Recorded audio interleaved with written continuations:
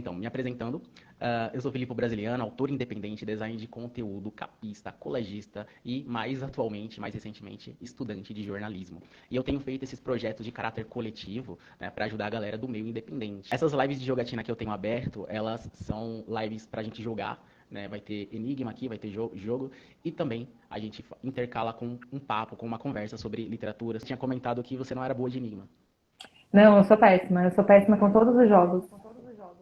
É uma negação. Mas eu Mas acho que você vai se sair bem nesse aqui. Esse aqui é especial. Eles envolvem personagens fictícios. Então tem personagens de literatura, de cinema, de série, de desenho. e se eu adivinhar de primeira? Acaba a live? Aí você ganha, você ganha. Eu me apresentei um pouquinho aqui pra galera, me apresentei, falei do que eu faço, mas eu gostaria de saber, eu gostaria que você se apresentasse também, às vezes o público tá te conhecendo agora também, né? Acho difícil, mas sempre bom dar aquela apresentada. Conta pra gente, né?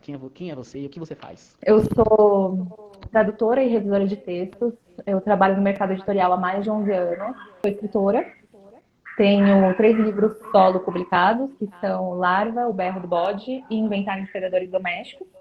Inventário de Predadores Domésticos é uma espécie de todos os meus contos até o momento, né? Que foi de quando comecei a escrever em 2012 até 2020. Sua carreira começou ali em 2012? Eu comecei a escrever o meu primeiro livro em 2012, mas ele foi publicado em 2015, de fato. Eu escrevo desde criança, mas eu comecei a escrever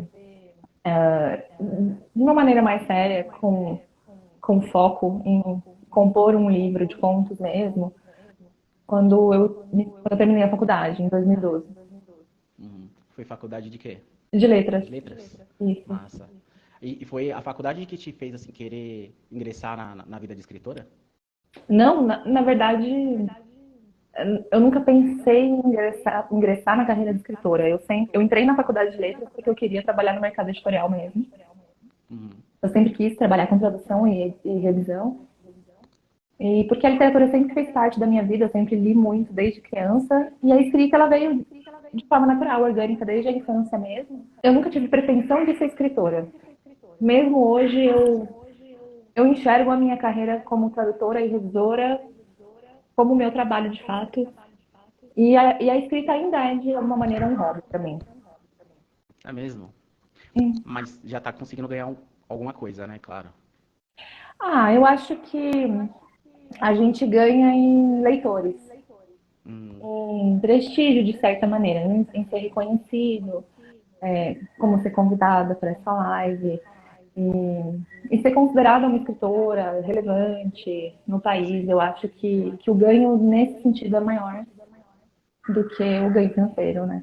A gente está falando de literatura no Brasil, então. eu participei de um podcast uma vez, que aí o pessoal me perguntou o que eu fazia e tal, e aí eu falei que eu trabalho com literatura independente e que eu não tenho pretensão nenhuma de parar. E aí os caras ficaram tipo, mas por que você tá fazendo isso com a sua vida, cara? Literatura no Brasil, sabe? Os caras não. Porque realmente, né, é difícil, é uma área complicada. Você tem que estar o tempo todo ali, né? Aliás, era uma das perguntas que eu iria fazer para você, né? Que teve uma entrevista sua em 2018, o pessoal te perguntou sobre esse contato, essa facilidade de contato, né, de leitor com o autor, né, e a visibilidade que o autor às vezes tem que ter nos dias de hoje, essa exposição que o autor tem que ter, tem que estar o tempo inteiro se vendendo. E aliás, o Moacir Fio fez um tweet agora falando sobre isso, né? Sobre como ele detesta se vender, mesmo sendo autor, mas é obrigado, né? A gente que trabalha no meio literário às vezes se sente muito obrigado a estar se vendendo o tempo inteiro, junto com o produto que é o livro. Como que você enxerga essa dinâmica, né, de se vender, de se expor? Eu também detesto. Eu acho Hum. que é péssimo, porque. E eu acho que é uma coisa extremamente brasileira. Porque você não vê autores de outros países tendo que ser ativos em rede social, tendo que produzir conteúdo em rede social para ser relevante, porque a literatura é vista de uma maneira diferente, menos marginalizada, menos sucateada, menos precarizada. Eu também não gosto porque eu acho que a pessoa é desimportante. Meus livros favoritos, por exemplo, eu não sei nada sobre os autores. Nada, eu sei o nome deles. No máximo, eu sei a nacionalidade deles. Mas, que tipo de pessoas eles são, do que eles gostam, como eles se comportam, qual é a voz deles, isso não me importa. O que me importa é a obra e eu acho que ela deveria falar por si só, sem a gente precisar existir ali enquanto uma pessoa carismática, bonita, que seja. A máscara que, ou a ausência de máscara que o autor opte por adotar. Então, eu acho que é uma coisa inevitável. A gente tem que fazer dessa maneira no mercado hoje. Mas não é o que eu gostaria. Eu gostaria muito que a minha obra falasse por si só. E é um dos motivos pelos quais eu escolhi o uso de um pseudônimo. Que o meu nome, na real, não é Verena Cavalcante. Quando eu escolhi esse pseudônimo, foi pensando que essa essa pessoa que eu inventei, de certa maneira, escreveu o livro e ela não importa, ela é só a autora. Mas, né, a gente precisa estar ali em evidência. E eu não sei. Eu acho que a maioria dos autores são introvertidos, são bichos do mato e não gostam de aparecer, pelo menos é o meu caso.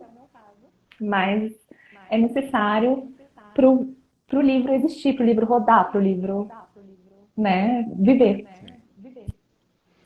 Ainda mais nos dias de hoje é muito próprio de 2023, né? Eu acho que eu tenho uma teoria de que isso começou com o John Green, porque o John Green ele é um escritor, mas ele também é muito rede social, muito mídia. Ele fazia vídeo no YouTube. Eu acho que ele tinha canal no YouTube. O Brandon Sanderson também escreve e gosta de aparecer, gosta de palestrar, de falar, de ter uma. Acho que ele tinha também blog que ele conversava diretamente com os leitores. Então, são autores, tem vários autores que criaram essa linha de proximidade com os leitores. E a gente se sente muito obrigado, mas eu não queria dizer obrigado, a fazer igual também, né? E às vezes a gente até se desrespeita, porque cada um tem o seu jeito de trabalhar, né? Mas o lado positivo disso é só os leitores mesmo, que a gente não costuma ter, né? Não era algo que era comum ter esse contato com os leitores. E aí a gente tem essa possibilidade. Essa é a parte boa. Essa é a parte gratificante. Você poder trocar, né? Ter esse diálogo direto. Isso é muito legal. Uhum.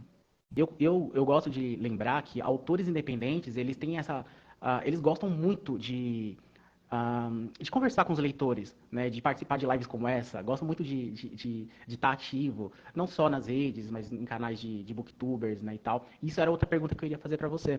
Né, como que você enxerga nessa dinâmica com booktubers, com booktokers, a galera que faz resenha e que faz vídeo e que interage diretamente com você, né, que trabalha ali, às vezes de graça. Não sei se recebe muito dessas redes sociais, desses aplicativos, mas eles trabalham ali repercutindo a obra dos autores. Como que você enxerga isso? É legal? É positivo? Eu adoro trocar, eu adoro conversar, eu adoro compartilhar. Eu sempre que eu vejo qualquer coisa, eu faço questão de curtir, de comentar, de compartilhar, de postar no meu feed. Eu acho um trabalho super importante. Eu acho que, na maioria das vezes, eu não pago, né? Ou é pago com alguma parceria com editoras, né? E é pelo amor, assim, as pessoas fazem porque elas amam a literatura. E eu acho lindo. Eu faço questão de falar dos livros que eu leio também, porque eu entendo do quanto essa divulgação é importante. Sim. É uma coisa que eu sempre fiz também.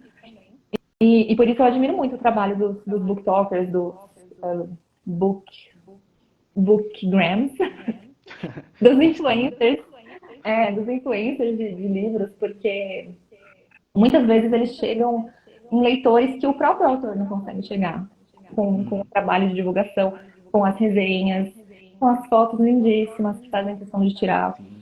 Então é um super trabalho, assim, de amor mesmo, de carinho. E a gente sente quando as pessoas abordam para mostrar ou marcam ou compartilham. Antes da jogatina, vou só explicar as regras até para o chat que está assistindo, que está acompanhando. Né? O Enigma, ele vem aqui numa cartinha, eu vou ler o enunciado da cartinha, tem uma ilustração também. E é um enunciado bem simples. Eu vou ler ele e a Verena tem que me fazer perguntas. Eu vou dar 4 créditos para você, Verena, que você pode converter em perguntas. Só que essas perguntas não podem ser de qualquer jeito. Elas têm de ser perguntas de sim ou não, que me permita te responder apenas com sim ou não. E nisso você vai coletando as respostas, que são pistas, e você vai, né, juntando ali para descobrir o final ali, a resolução, né, do enigma, do mistério. Eu vou até anotar aqui, porque eu sou muito Você vai lerda. anotar? Olha só. Eu vou anotar porque eu sou lerda. Você vai falar assim, não, vocês vão perder.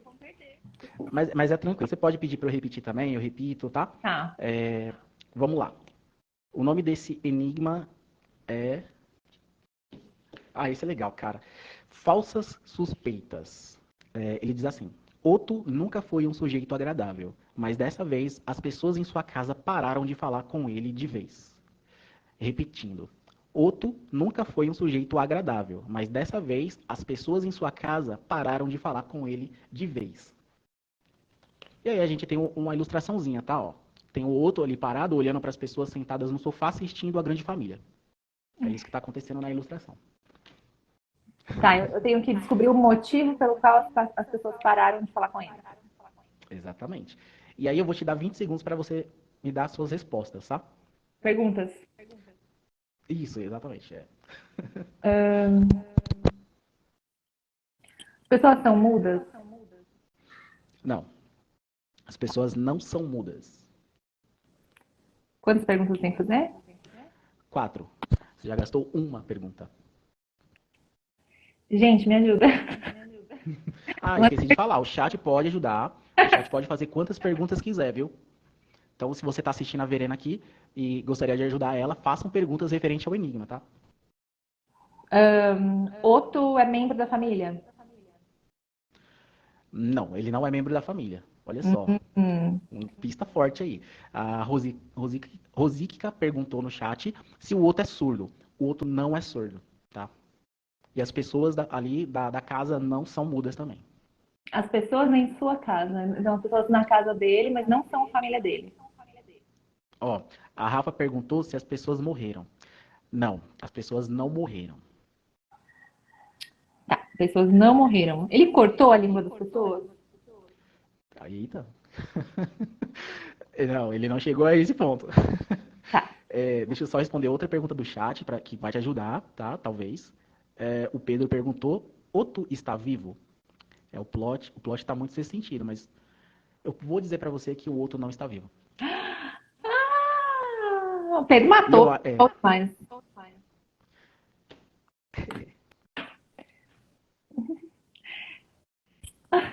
verei você no ver. Gente, o Pedro, ele é meu amigo, tipo, há 16 anos. Ele me conhece desde a época do cursinho. olha, Né? conheceu antes da fama. A fama. Ah, tá, então vamos lá. O outro não está vivo, o outro é um fantasma. Olha, eu acho que isso já. Essa pergunta que foi feita já ajudou pra caramba. Se você quiser arriscar, agora é a hora. Então lê de novo. Tá. Otto nunca foi um sujeito agradável, mas dessa vez as pessoas em sua casa pararam de falar com ele. E a gente Certo. sabe que essas pessoas não são da família e o Otto está morto. O outro está morto, então tem pessoas morando na casa dele e ele está assombrando a casa. Exatamente. Ele não sabe que está morto. Ah, É o muito. plot do filme Os Outros, né? Sim, é o plot do filme Os Outros, exatamente. Ah, e o Pedro matou a brincadeira. Pedro, Foi. sempre, né, meu querido? Sempre. Você vai me ajudar na Eu já próxima. perguntei pra você. Então a gente entra em mais uma rodada de papo furado, que é esse momento aqui que a gente fala sobre trabalhos e literatura e vida. Você Certo. já me contou um pouquinho de quando você começou, falou um pouquinho da sua relação com influenciadores e com leitores. Você escreve dentro do gênero que você consumia, que você sempre consumiu? Eu sempre consumi todo tipo de gênero na literatura. Sempre de tudo, tudo, tudo.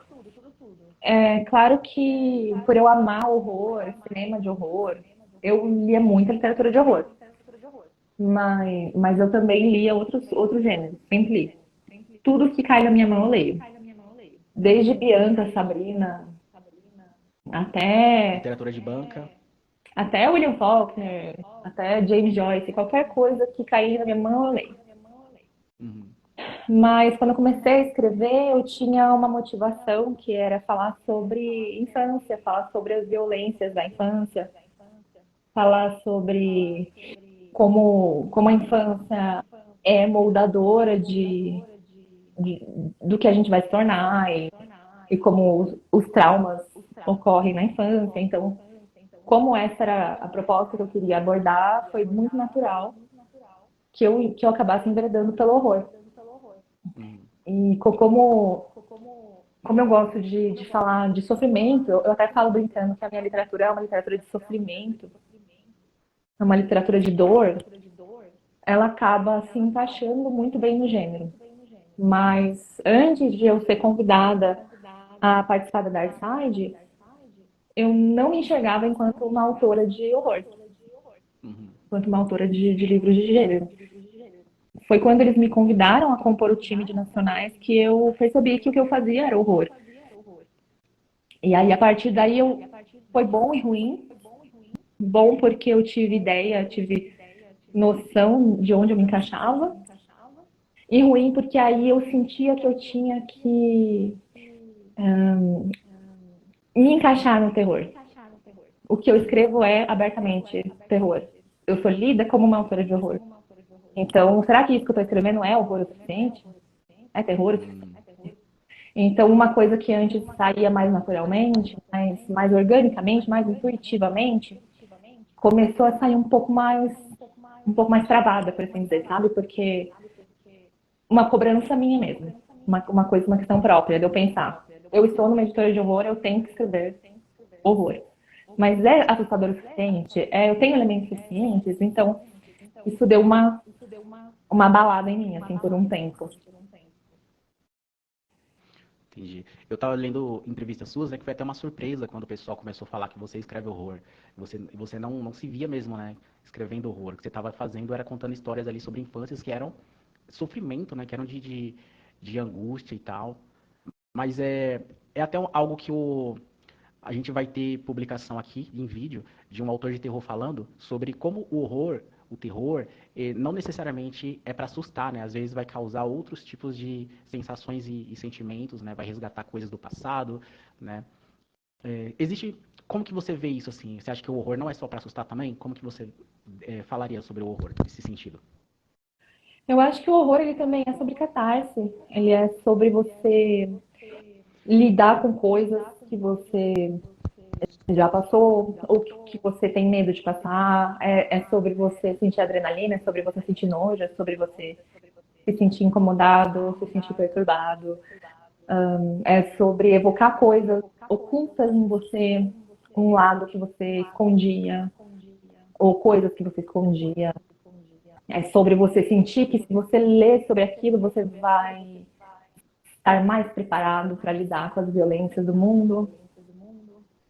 Uma pessoa que, por exemplo, aí eu estou usando um exemplo próprio, eu, adolescente, assistia todos os filmes de zumbi que existiam, todos os livros de zumbi que existiam, porque eu tinha certeza que ia ter um apocalipse zumbi e eu ia estar preparadíssima para um apocalipse zumbi. Então, aliás, ainda tenho, Uhum. ainda vou correr maratona, ainda estou me preparando para correr maratona para eu conseguir correr dos zumbis. Sim. E eu acho que o terror tem disso também, também tem desse lado de você abordar aquilo que é violento e assustador e sentir que talvez você vai saber lidar com uma situação ruim que acontece na sua vida.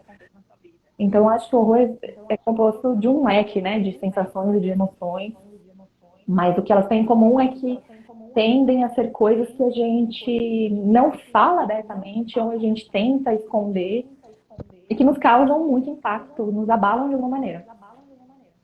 E outra coisa que eu ia te perguntar, você está falando de horror, e eu queria perguntar sobre. Teve uma época que você chegou a estudar psicanálise, como que você aplicou isso na sua literatura? Então, quando eu comecei a escrever, eu trabalhava numa editora cujo foco de publicação eram livros de psicanálise e psicologia.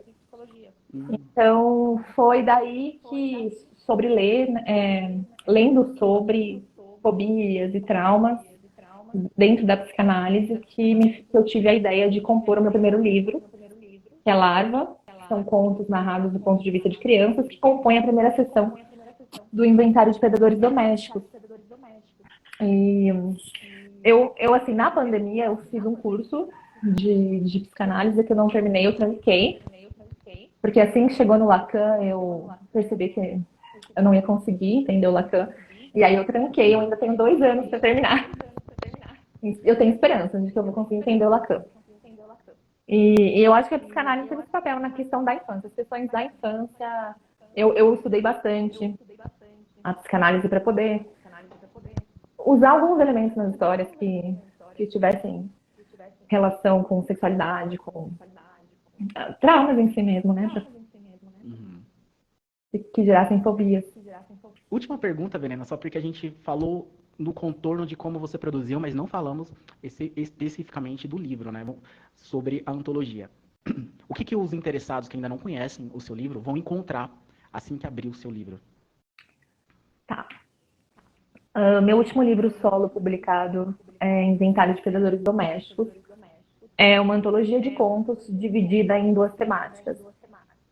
A primeira sessão é composta por contos narrados por crianças, e são crianças narrando situações de violência, situações de abuso, situações traumáticas, porque minha ideia ao escrever foi mostrar um lado desmistificado da infância, um lado menos idealizado, menos idílico, para mostrar as micro e as macro violências da infância. Aí tem um conto de transição, que se chama Transmutação, e é um dos meus favoritos. E ele passa da infância e ele vai para um viés mais fantástico, que é a segunda sessão de contos do livro.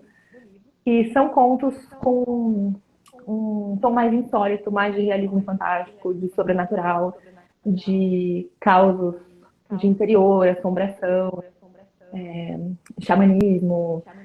E o leitor vai encontrar também, além dessas duas temáticas, muitos insetos, muitos invertebrados, muitos animais, muitas menções à natureza, porque eu gosto muito. E eu considero um carimbo em cada conto que eu escrevo, eu faço questão de colocar um invertebrado. Então é o meu carimbinho ali. Eu acho massa, assim, esse seu contato e tal, que você traz para a literatura, da natureza, dos animaizinhos, dos invertebrados. Para mim é um pouco difícil de ter uma afinidade com invertebrados, porque aonde eu moro, que é São Bernardo do Campo, embora seja do campo, não tem campo, sabe? Não tem mato, não tem natureza, não tem bichinhos. Os únicos que tem é os que a gente tenta deixar do lado de fora. E eu acho que quando eu li o título do seu livro, eu pensei muito nisso, né? Porque eu não sei, para mim, inseto e tal, não pode ficar dentro de casa. Então, para mim era isso, o livro, né? Ia ser sobre isso. E eu até ia abrir um quadro aqui, ia criar um quadro, né, nessa live que é avaliando avaliações. Porque o seu livro tá na Amazon e tem várias avaliações positivas e negativas. E uma das negativas, eu não vou pedir para você comentar, porque pode ser deselegante, talvez, Não, mas eu teve um adoro. comentário teve um comentário negativo que a pessoa falou assim: não gostei, vou dar uma estrela porque não, eu esperava que fosse um inventário de insetos e não é, sabe? A pessoa. E aí eu fiquei, meu Deus, cara, só se a pessoa comprou o livro sem ter lido a sinopse, sem ter lido nada sobre, né? E talvez a pessoa seja do tipo assim: sinopse é pros fracos, eu gosto de ter surpresa, só que se decepciona, né? Desse jeito. Então, não, mas Mas. na verdade, eu gosto tanto das avaliações negativas quanto eu gosto das positivas. Quando elas são muito negativas, elas são muito divertidas. É, assim, tem gente que me xinga, eu acho o máximo, assim. Pode falar Caramba, palavrão na live? Pode, né? Cedo. pode, Teve pode. uma pessoa no Depende do Twitter, valor. teve uma pessoa no Twitter que falou assim: eu quero que essa fudida dessa Verena engula todos os insetos dela, essa vagabunda. Que isso. E eu achei engraçadíssimo. E é muito engraçado porque as pessoas ficam com raiva, né? Quando Hum, elas não encontram aquilo que elas esperam. Eu acho que é uma coisa tão interessante, porque a literatura, a arte, é uma coisa tão subjetiva, mas as pessoas estão tão acostumadas a enxergarem tudo como um produto, a botarem estrelinha em tudo, como se fosse comida do uhum. iFood, sabe? E quando não corresponde à expectativa, elas automaticamente se sentem enganadas, com raiva. Uma vez que a literatura é uma experiência abstrata, é uma experiência subjetiva. Seu livro favorito pode ser o livro que eu mais odeio na vida. Então, é muito interessante ver a reação das pessoas, assim, sabe? Eu confesso que a primeira vez eu fiquei abalada, mas depois eu Sei. comecei a achar muito engraçado, assim, Imagino. porque é engraçado, as pessoas ficam com muita raiva. Eu não sei se é a temática, por eu falar muito de abuso de criança. Eu cheguei a ver também que teve comentários disso, né? Falando sobre, eu não gosto de terror que envolve criança. Assim, algumas coisas do tipo, é muito. É feito só para chocar, é gratuita, é violência gratuita. E eu não sei se é a temática que deixa as pessoas angustiadas e elas não conseguem elaborar tão bem. Mas quando vem a parte elogiosa, também é muito gratificante, porque Uhum. são avaliações, são resenhas assim, tão sensíveis, sabe? Que a pessoa ali, ela mergulhou ali, ela se jogou ali, ela sentiu inúmeras coisas. Então é muito interessante. Eu adoro. Eu adoro ler as negativas, adoro ler as positivas, acho tudo muito. É demais, assim. Porque quando você está escrevendo, você não pensa no que o leitor vai pensar, né? Você está fazendo porque Aham. é o que você precisa fazer. E, enfim, é muito bom. Eu me perdi Entendi. no que você tá falando, né? Muito massa. Vamos continuar então com o Enigma, Tá. que esse aqui envolve. Não, não vou falar o que, que envolve, não, porque senão vai ser spoiler. Vamos lá. Esse aqui se chama A Criatura, e nós temos uma figura, tá? Que é uma ilustração que é uma boca com dentes afiadíssimos. Não, não afiados, tem alguns que não estão afiados. Mas vamos lá. O enunciado diz assim: ao ver a criatura, a mulher sorriu perversamente. Para quem está entrando agora, a gente está jogando Histórias Sinistras, um jogo de enigma e especulação, e a Verena está gastando todo o dom de investigação que ela tem O para meu. desvendar Ui, os mistérios. vamos lá. O enunciado é: ao ver a criatura, a mulher sorriu perversamente. Vamos lá, Verena. 4 perguntinhas, 20 segundos cada um. A mulher é a criatura? Não, Mulher não é a criatura. A mulher criou a criatura? Tipo o Dr. Frankenstein? a mulher não criou a criatura. Chat, vocês podem ajudar a Verena fazendo perguntas relacionadas ao enigma. Tem alguém aqui de São Bernardo também. É o Dani. Pedro? Pedro está aí, Pedro? A mulher, Essa é a não. hora. A mulher pariu a criatura? O Daniel perguntou. É. Não, a mulher não pariu a criatura. Não pariu, não criou, não é a criatura. Por que que ela sorriu perversamente, então? A mulher sorriu espontaneamente? Ou ela foi forçada? Ah, não, ela sorriu porque ela quis mesmo. A Rafa perguntou se a mulher é uma caçadora.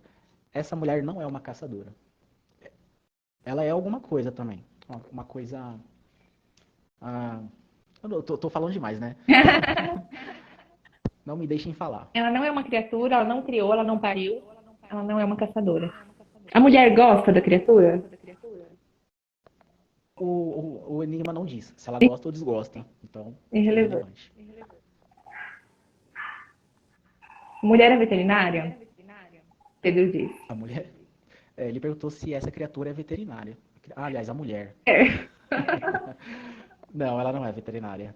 Ai, cara. Você só tem mais uma pergunta, né? Não, acho que eu já. Não sei se não. Só tem mais uma pergunta agora. Mostra a carta de novo. A carta é essa aqui, viu, Benjamin? A Tem boquinha. uma figura de uma boca, que é a boca da mulher. A boca do. Sorrindo perversamente. Sorrindo, sorrindo perversamente. Assim. É. A criatura é uma criatura de fato? Ou a mulher considera uma criatura? Não faz nem sentido, né? A pergunta, né? Eu não entendi, eu ia perguntar. Você quer É uma explicar essa criatura. pergunta? Bom, galera, eu vou ler então aqui o enunciado, tá? Há muito tempo atrás, uma vidente tinha alertado o vilarejo sobre o ataque de um dragão, mas os moradores zombaram dela e não acreditaram nas suas palavras. Quando o dragão finalmente atacou o vilarejo e todas as crianças foram mortas, a vidente sorriu perversamente. Ai, nossa, Olha só, impossível. que Sinto muito. maldade. Sinto muito que a gente ia descobrir essa. Vocês Jamais. acham impossível, gente? Eu acho que não, hein? Acho que dá. Muito difícil, você arregaçou nessa. Esse aqui eu trouxe, esse enigma eu trouxe só pelas crianças. Só pra gente receber comentários. Não, não mexam com as crianças. Nossa, achei péssimo. Achei muito difícil. A próxima pergunta que eu faria pra você, referente ao papo furado, seria dos estudos que você fez de psicanálise. Você já respondeu perfeitamente, achei muito massa, tá? E eu queria saber se existem outros temas que você gostaria de trabalhar, que você gostaria de escrever? Né? Que, sei lá, algum tema que você acha muito interessante e você vai perder horas investigando, pesquisando, só para trazer mais histórias pra gente. Hum, que ficar fora do horror, por exemplo. Fora que você trabalhou bastante infância, né? Ah, tá. E existe outro ponto, outra área que você gostaria de trabalhar? Então, Escrever? a spoiler, gente. Spoiler Mas exclusiva? eu escrevi um Em romance. nenhuma outra live a Verena falou isso, gente. Olha aí. Essa é exclusivíssima. Esse ano eu escrevi um romance, que eu não vou falar sobre o que é, porque eu imagino que em 2024 ele vai sair, né? Enfim. Mas você já falou sobre isso no podcast das meninas lá? É verdade. Meio por... Então, ouça o podcast se você quer saber do que se trata esse Mas romance. também tá meio que na mesma temática, né? Porque eu falo de infância ainda. Hum, Mas eu comecei a escrever um outro romance que é sobre lobisomens.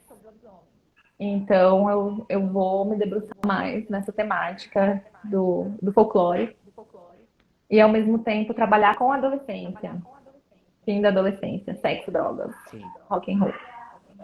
Então, fora da infância, eu vou Lobisomens. para esse viés. Lobisomem brasileiro, Piniquim. Outra pergunta que eu tinha pra te fazer, aliás, essa, que eu já vi você falando várias vezes, né? Que para ser um bom escritor, você tem que ser um bom leitor, né? Uhum. Você mesmo se considera uma leitora compulsiva. Eu acho muito bom essa palavra, compulsiva, porque é como se você não pudesse parar, não conseguisse parar de ler, né? Eu não. É assim que é assim que é uma boa relação com os livros, com a literatura. Eu também, eu uso bastante a palavra aqui voraz, né? Aqui eu me considero um leitor voraz, muito porque eu tenho um projeto que é um clube de leitura. Eu organizo um clube de leitura focado em revistas digitais. E ano que vem, 2024, a gente vai focar também, vai ter ali antologias de contos, porque a minha ideia é movimentar esse cenário das revistas, dos periódicos, das antologias, que tem muito contista sendo publicado, mas às vezes não se tem uma repercussão do trabalho deles. Às vezes eles são publicados em edições anteriores à primeira edição de uma revista. Ninguém nunca mais vai voltar ali para comprar ou para baixar ou para ler aquela revista. Então a gente acaba fazendo o resgate desses contos. Né? Então é uma forma de eu enaltecer contistas independentes nesse projeto A Ordem da Traça. Se você que está assistindo quer ter mais contato aí com literatura independente, com contemporâneo, dá pesquisa na barra de pesquisa aí, A Ordem da Traça, vocês vão ter acesso a um clube de leitura com esse viés, que vai por esse caminho aí. Acho Nome muito legal. massa. Gostou do nome? A Ordem da Traça? Você consegue imaginar o porquê? É, porque as traças, né, comem livros. Devoram muito. Olha, de primeira, cara. Ninguém nunca acertou. Todo mundo gosta do nome, mas fica. É Mas tão por que óbvio. traças? É óbvio, né? Mas tem uma história que eu escolhi a ordem da traça porque eu queria um nome que fosse facilmente um antagonista de um livro do Dan Brown, por exemplo. Tá ligado? Aquelas ordens secretas e tal. Então eu queria um nome que remetesse a isso. Faz sentido. E falando de leitura compulsiva, eu sei que você tem muita gente que você gosta. Sempre que alguém te pergunta, você dá vários nomes de referências e leituras que você acha importantes. Mas aqui eu vou te dar a opção não. Aqui eu vou te pedir para que você cite 3 autores, 3 obras e por que você recomenda essa literatura, o que você consegue assimilar dessa leitura. Não- Tenta pensar que não são seus favoritos, é só 3 que você vai recomendar agora, tá? Quem quiser saber mais vai te chamar no privado. Bom, eu vou recomendar então 3 lançamentos de 3 amigos, que são 3 autores brasileiros fantásticos. Primeiro, Vespeiro, da Irka Barrios. Irka Barrios é uma autora do Rio Grande do Sul. Ela escreve contos insólitos, fantásticos, que flertam bastante com o horror, com o body horror. O que eu mais gosto na Irka é que ela escreve uma literatura de incômodo. Tem uma coisinha ali fora do lugar. É uma situação cotidiana, comum, normal, mas tem uma coisa ali fora do lugar. E essa coisa ali fora do lugar causa o maior incômodo. E amo a literatura da Irka, já li tudo que ela escreveu. E estou lendo esse livro no momento. É uma das maiores autoras do país.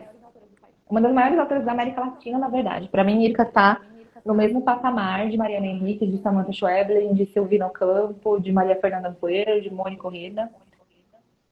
Irka está no mesmo patamar dessas autoras. É fantástico. Outro livro é de um outro amigo meu também, que eu tive o prazer de ler antes de ser lançado pela Dark Side também, que é o Colapso, do Roberto Denser. Li logo que ele escreveu, foi ano retrasado, se não me engano. E é um romance distópico, apocalíptico, polemiquíssimo, brutal, visceral, bota a estrada do Cormac McCarthy no chinelo, faz parecer um passeio no parque para comer algodão doce. Uma leitura super frenética, super. Você não consegue parar de ler o livro, é muito bom. E super polêmico, assim, levanta vários debates, todo tipo de debate sobre humanidade, sobre inúmeras questões. É a estreia dele enquanto publicação, né? E o terceiro livro que eu queria indicar é de um autor que eu também gosto muito, que é o Daniel Freitas. Canção das Adagas, é uma fantasia sombria. E o Daniel é um autor que publica independente. Se eu não me engano, essa coletânea dele, se eu não me engano, esse romance dele, essa novela dele saiu pelo Pó de Letras. Mas não tenho certeza, acho que é o Pó de Letras. Se não for, desculpa, gente.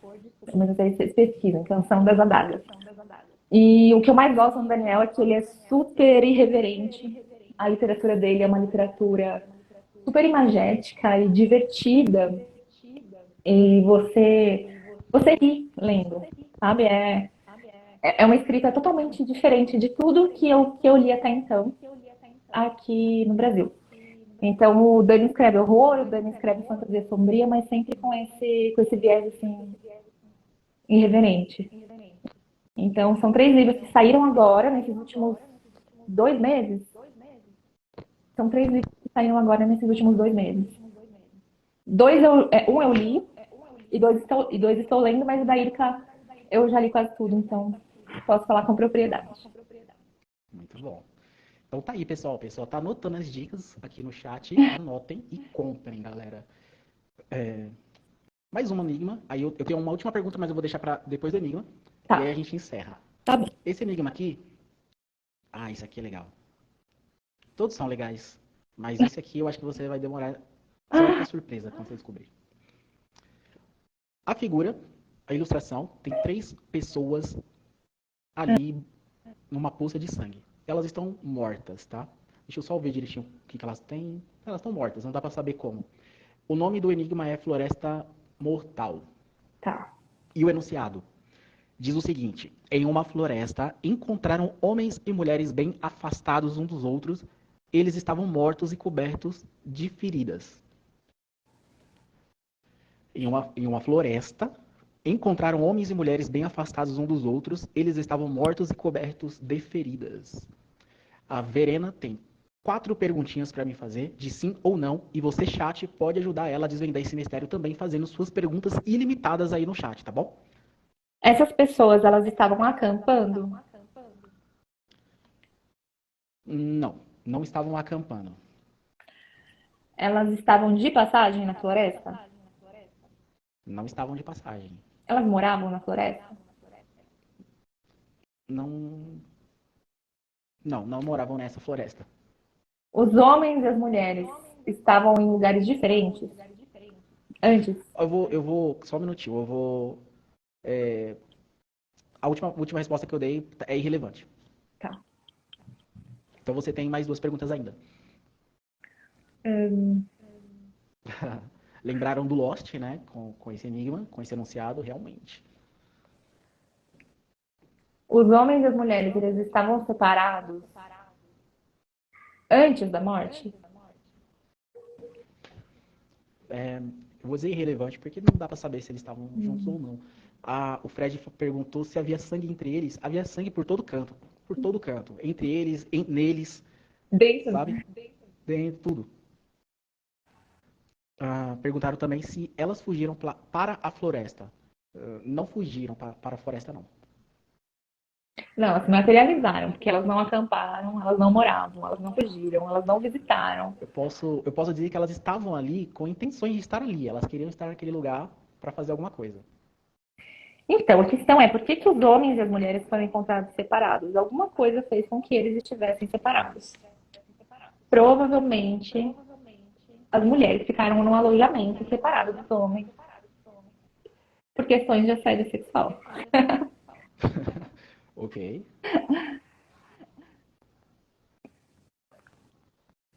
Ó, Perguntaram se era um culto. Não era um culto.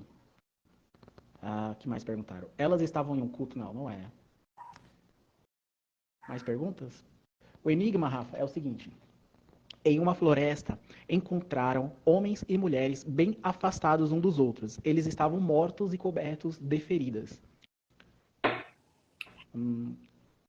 as Perguntaram também se todos morreram. Calma, calma, que isso vai te ajudar. Pode ser que ajude. Todos morreram da mesma forma? Morreram da mesma forma. Assim, tipo. Todos morreram da mesma forma.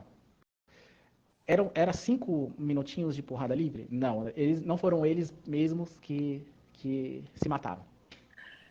as feridas, elas são de doença?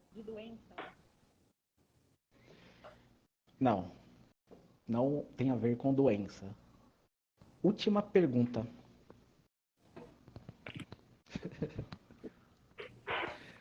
Ainda dá pra desvendar, eu acho, hein? Aí vou usar a pergunta do Thiago. Elas foram atacadas por uma fera? Foram atacados por uma fera. Uma fera. Mas agora acabou suas perguntas. Vamos ver se o chat tem mais aqui. Foi um suicídio coletivo? Não, não foi isso. Um urso ou outro animal selvagem matando uma por uma.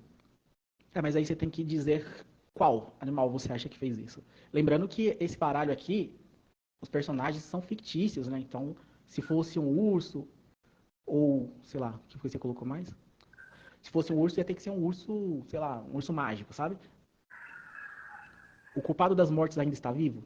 Tá vivo e passa bem, tá? Tá vivo e passa muito bem. Deixa eu ver o que mais perguntaram.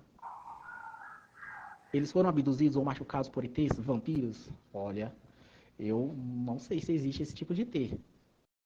Será que existe um ET vampiro? Um lobisomem as atacou? Ia ser o sonho da Verena, né? Se realizando aqui. Mas não. Infelizmente não foi um lobisomem. Como a galera corre em velocidade diferente, o urso pega. Ah, tá. O Freitas está explicando, né? Como pode ser que elas morreram separadamente. Faz sentido, viu? É uma teoria. Mas Mas agora eu vou pedir pra homens, Verena. Oi? mas está separado os homens e as mulheres. Oh, é assim. Você já fez Enem? Alguma Lógico, vez você já fez Enem? lógico que Oi? já. Então, Lógico. tem as pegadinhas nas perguntas, né? Então eu Ah, posso dizer pra então você que. vários pedaços. Ah, então um lobisomem, estraçalhou e as pessoas elas estão em vários pedaços. Exatamente, mas não é um lobisomem, como eu já respondi. Agora eu vou pedir pra você arriscar. Porque é a fase do arrisque. Você vai me dizer o que você acha que aconteceu aqui. Eu acho que eles estavam numa rave. E Uma aí, rave na floresta. uma rave na floresta. E aí, não se passa no Brasil, né? Então, um urso ficou muito perturbado com o barulho da rave e atacou todo mundo e fez com que todo mundo dilacerou as pessoas, esquartejou as pessoas com os dentes. E agora elas estão em diversas partes espalhadas pelo terreno, que tem cheiro de maconha e haxixe e palo santo. Sei. É isso. É um filme slasher dos anos 2023. Olha, você acertou a morte, como foi que todo mundo morreu. Mas a criatura não é um urso. Porque é difícil acordar um urso, porque ele hiberna, né? Mas é muito fácil acordar um unicórnio. É muito fácil. Eles têm ouvidos sensíveis, cara, pra rave. Então foi isso que Ai, gente, aconteceu. esse jogo é uma palhaçada. Uma palhaçada. Pelo menos você não vai sair daqui de mãos vazias, né? Você acertou uma. Acertei, tá, só a primeira. Ai, gente, ó, tava todo mundo muito louco. Sim, eles alucinaram com o unicórnio. Mas na verdade era outro animal. Nome do filme, pelo amor de Deus. Vamos descobrir o nome do filme depois. Ó, última pergunta pra gente encerrar. Eu sei que você já deu muitas entrevistas, em texto, em vídeo, podcast, e foram feitas várias perguntas pra você. Mas existe alguma pergunta que não foi feita, mas você gostaria muito de responder? Tem a chance de responder aqui agora. Eu penso assim, que eu tirei a pergunta do nada. Ai, gente, não sei. Vou pensar. Ah, ninguém perguntou do que eu tenho medo. E Nunca foi aí? uma pergunta, ninguém nunca Você já perguntou. teve medo de aranha, né? Já tive no passado. Você superou esse medo? Superei. Superei. Hoje em dia tenho zero medo de aranha. Como que você fez pra superar? Como que foi? Eu fiz uma terapia de exposição comigo mesma. Hum, Porque eu estava vivendo uma época em que esse medo de aranhas era tão incapacitante que ele atrapalhava a minha vida. Tudo, atrapalhava tudo.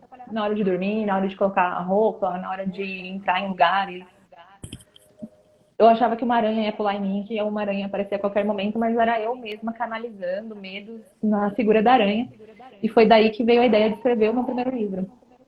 hum, Então eu me submeti a uma terapia de exposição, em que todos os dias eu acordava de manhã e aí eu via várias fotos de aranha. Aí eu passava o dia, fazia umas pausas, eu já estava trabalhando, aí eu pausava no horário de almoço, eu via mais fotos de aranha. Aí antes de dormir eu via mais fotos de aranha. Aí depois eu fui evoluindo, aí eu fui vendo vídeos, aí eu comecei a imprimir fotos e colocar na minha casa. Aí eu comecei a colocar insetos, quer dizer, aranhas de plástico na minha casa. Aí tem amigos meus, aliás, dessa época que eles lembram de ir na minha casa e assim, tinha aranha no banheiro, tinha aranha na cozinha, tinha aranha em cima da mesa, do buffet no quarto. E aí eu fui acostumando cada vez mais. Eu não cheguei, nunca cheguei a pegar uma aranha grande, de fato, na mão, mas já peguei aranha pequena. E o medo que eu sinto hoje, eu acho que é um medo saudável. É um medo de uma aranha armadeira, me picar, de uma aranha grande entrar em casa, né? Não é mais um medo de que não me deixa dormir à noite, né? entendi. Eu Mas já é. vi até você com um anel de aranha, né? Numa live. Uhum.